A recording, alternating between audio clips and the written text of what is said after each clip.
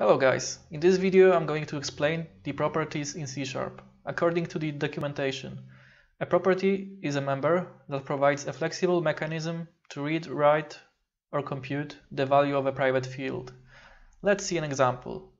A property contains a getter and a setter.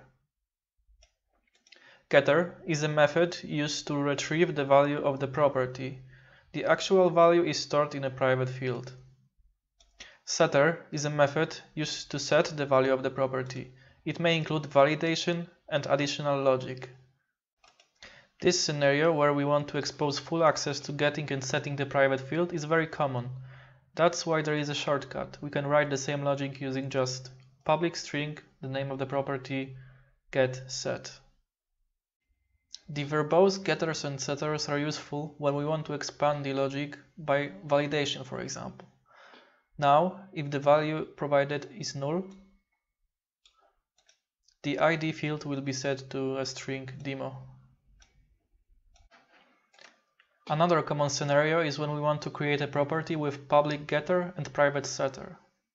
This way, the value of the property can be retrieved from the outside of the object, but setting the value is blocked. Let's make the setter public and go test the property inside of the main method.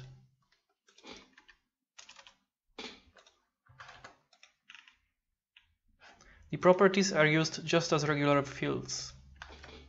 After initializing the student object,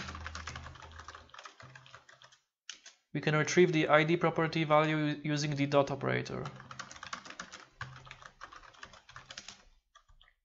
We can also set the value using equals operator.